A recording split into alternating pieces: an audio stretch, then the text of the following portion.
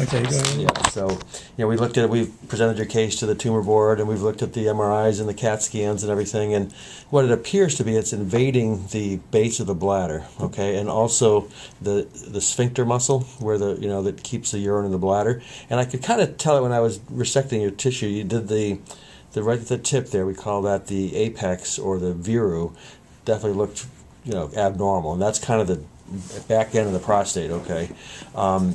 The problem with that is the sphincter muscle is what keeps the urine in the bladder. Okay, so if it's invading that muscle, you have to take that out, and if you tried to connect the bladder back to that, you'd be totally incontinent. Okay, because you'd have no sphincter muscle or anything, and that's just a very difficult way to live. And the fact that it's invading up where the ureters enter into the bladder is also a concern that we could probably not get negative margins in that area because the ureters are right there.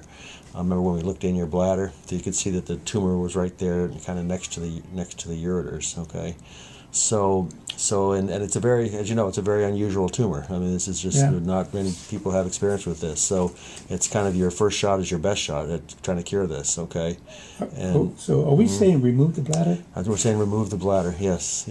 I think that's pretty much what we have to do in this setting. We've all looked at that. Our group has looked at it, and we feel that it's just not possible. Now, if you obviously want to go to, you talked about going to what was it, to Cleveland Clinic or something, and see if they 60 miles away. Yeah, right. So I mean, I have no problem if you want to get a second opinion there. They obviously can also advise you. I mean, it's not something that I've never seen one. Okay, this is a very unusual kind of tumor. Yeah. But I know from what I've read about it and everything that your first shot is your best shot at curing it. And from what the X-ray shows, I don't feel that we can get negative margins. And it's all about surgical cure because there's no really good chemotherapy or radiation or anything for this.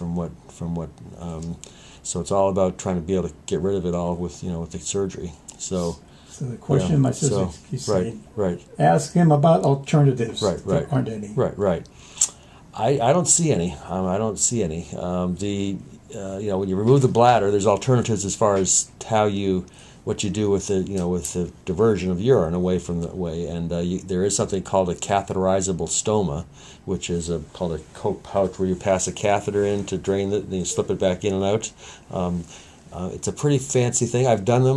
We've done a few, but in general, if you're interested in that kind of thing, you'd probably be better off going to probably a major center like Cleveland Clinic or something like that, if you wanted a catheterizable stoma.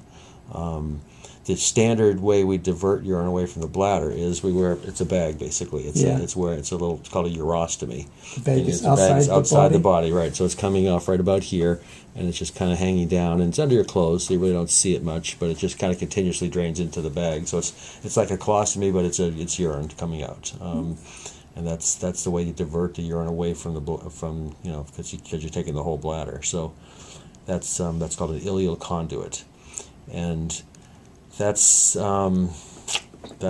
the standard method. Now I also do a procedure called an ileal neobladder, where we take a larger piece of bowel and bring it down to the urethra. But for the same reason, you're not really a candidate for the robotic. That pretty much takes that out of the picture, I think. So it's really from our standpoint either the bag or some sort of an internal stoma that you catheterize. Okay. It's called an Indiana pouch. That's what that type of procedure is. But they all the surgical things for this, removing the bladders, it's a big operation. It's a 5 or 6 hour operation. You're in the hospital averages 7 to 10 days. It's a major operation. Wow. So it's just we presented your case, all 6 of us, 6 of us in our group. We've looked at all your X-rays and MRIs, and we've presented it to the tumor conference and everything, and the radiologists were there, and we're all kind of in agreement, I think, that it's just not amenable to the robotic procedure, because we don't think we could get enough margins to make it. So you would remove the bladder and the prostate. They remove the bladder and the prostate, right?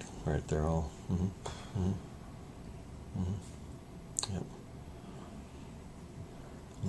My sister says, you don't want your bladder removed. Yeah, right. Well, go get a second opinion. I mean, it's a very rare thing, and How could I get a if you're second going there, opinion? it's easy. You go there all the time. They'd be glad to see you anytime. They do this all the time. I took all these tests. Yeah, but just bring them down. They'll look at them and they'll give you their opinion. That they do this all the time, and all the studies are easy, are good, and What, yeah.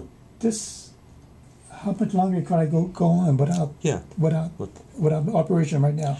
Well, you don't. You want. What if Cleveland says, "Hey, we can't do you till Well, December"? they're pretty good. They got a lot of capacity there, so you could. It doesn't hurt to go, and especially if you're going to be down in that area, it'd be a lot easier to follow up down there if you're going to be in that area, anyways. The follow up is important too for this. So you're going to need to be followed by somebody. So my way of looking at it, if you're going to be there already, you're probably best off treated there. That would be my feeling. I'm glad to treat you, but it's hard for you to have a major operation and then a month or two later you're gone and get follow up somewhere else. To me, that's not the ideal medicine. We'd like to follow people, So it would take me months to move. I got things I got right. to do. Well, yeah, but you could have it done. You could go down there. You could have it. Have to get the opinion, have it done, and then you could come back and move. Once you're healed up, you could move then. So now, what about this? Well, there's the cancer center here. But not my friend of mine's telling me about the cancer center in Philly. Yeah.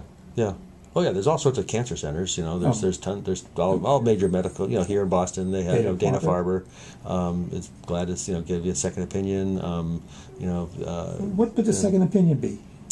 Well, to say this is I've never seen this tumor. I mean, in my 30 years of urology, I've never seen it. So. They see more of the unusual tumors than the average. I'm a general urologist, and I certainly do cystectomies, and I feel comfortable doing them. That means removing the bladder. That's what the medical term is.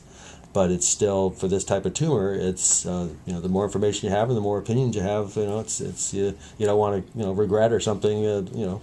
So and second opinions are easy. They're glad to see you and talk to you, and it's especially if you want to go Dana-Farber, they'll see you within a week probably and give you their opinion. And if you wanted to, there's a bunch of people there that would be glad to do it too. So I think the more information you have, the better off you're served. But you want to get on this. Certainly you want to be treated kind of certainly within the next month or. Okay, let's pretend. Let's pretend I went to Dana-Farber. Right. And tell them what I have. Right. They have to run all these tests on me again. No, I don't think so. Oh, you send them. They get all the information. It's there. They look at them, and our radiologists are good. All our radiologists are good, and everything. Yeah. So the tests have been done. So I don't think they have to repeat much of anything. Oh. We've done the CT. We've done the MRI. You've had the bone scan. You've had the workup. Yeah. And so I don't think they'd have to repeat anything. I think they just give you their opinion of what's there. Yeah.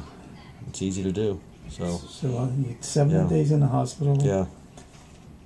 And then we'll be able to drive for a week or two. Well, driving more like 3 to 4 weeks would probably 3 or 4 weeks. Yeah. It's a big 2 miles. It's a big. It's right. It's a big operation. You feel weak for the first 2 or 3 months. You're feeling pretty weak. Oh. It's a big recovery. I take pills. Take pills for. You're going to give me you would give me take this medication. For what? For pain or for thing? Well, we give medicines for pain, obviously, because there's an incision, and then whatever you need for nutrition. Nutrition's important and everything. Yeah. But it's still a big operation, and there's complications that can arise. We can go over all that.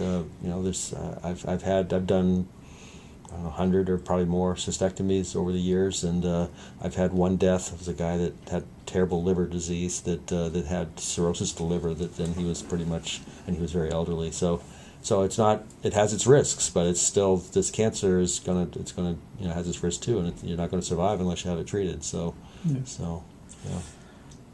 Okay, this finasteride pills I'm taking. I'm going to run out in a week or two. Okay. Renew it again? Oh, yeah, sure. It doesn't hurt anything. What's it do? On it. It prevents the prostate from regrowing.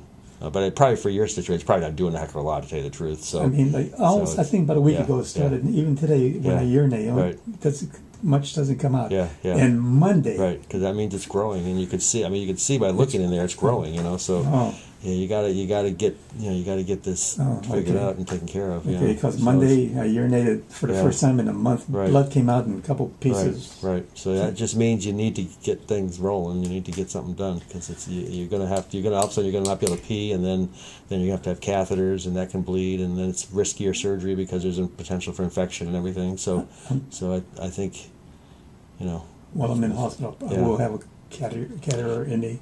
There's a catheter in the stoma and then one from the penis. They're just temporary to drain things, but it's so right. I'll never So urinate the right way again. Never urinate through the penis again. No. And I'm not gonna make any friends if I hang around them. Just stand next to people I don't like. No, it doesn't. It doesn't really. It's the hygiene is pretty good. I mean, I was talking about smell or something like that. Is what you're talking about? Or it's really not. There's professional golfers that have urostomies. There's a couple of them. That I know of. So it's pretty well tolerated by. Last time in the hospital, I guess something with HIPAA. My sister. She called in to find out what room I was in. Right. They wouldn't tell her. Why didn't you tell them? And Right. So she wants me to make sure I take care of that. Right. No, they have to give a list of people that you're okay to talk to and things. So, right. Mm-hmm. But I know it's not the news you wanted to hear, obviously, but it's you got one shot at this is my feeling, and I just know from looking, we've looked inside. I did this initial surgery. We've seen the CAT scans. We've seen the MRIs, and we just don't think we can get good margins by doing it robotically.